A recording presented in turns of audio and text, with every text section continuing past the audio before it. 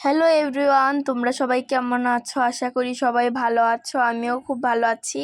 এটা হচ্ছে আমার বাড়ির সরস্বতী ঠাকুর, আর আজকে সরস্বতী পূজা। সবাইকে জানাই সরস্বতী পূজার শুভেচ্ছা। এখানে আমি পুষ্পতলা সাজাচ্ছি, তোমরা দেখো।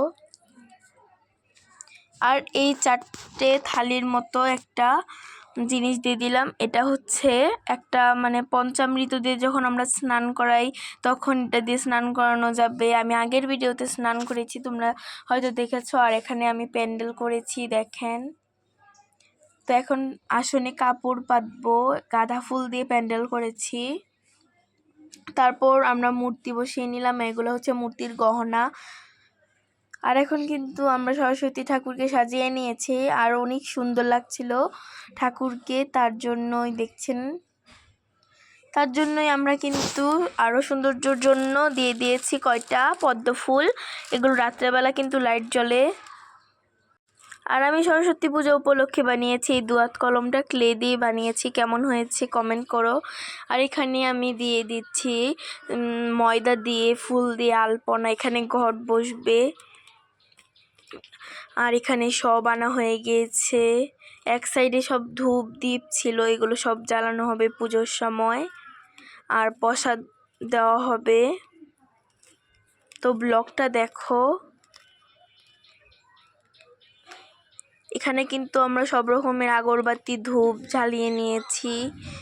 আর এখন প্রসাদ দেওয়া হয়ে গিয়েছে। তারপর ঠাকুরকর্তাও এসে পড়েছে। আর এখন এখানে পুজো হচ্ছে, সবাই দেখো। এখন কিন্তু সরস্বতী পূজা হচ্ছে। তো আমরা একটু পরেই অঞ্জলি নিব। এখন কিন্তু আমরা জ্বালাবো সবচেয়ে বড় আগরবাতিটা, যেটা নাকি তোমরা অনেক আগের ব্লগে দেখেছো।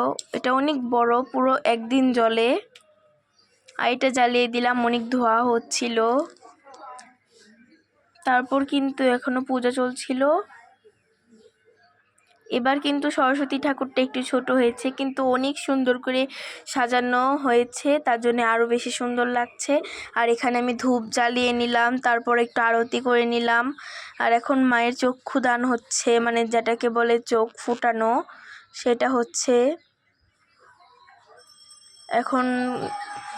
এখন আরতি হচ্ছে। তারপর একের পর এক সব দিয়ে ঠাকুর আরতি করে নিচ্ছে ঠাকুরকে।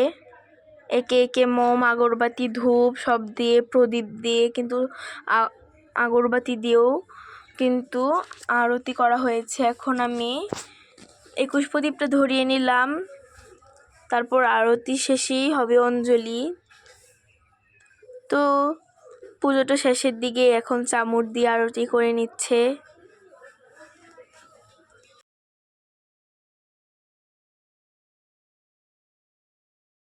এখন আরতি করা শেষ, এখন যজ্ঞ করা হবে। যজ্ঞের জন্য কিন্তু পুরোহিত সব ব্যবস্থা করছে।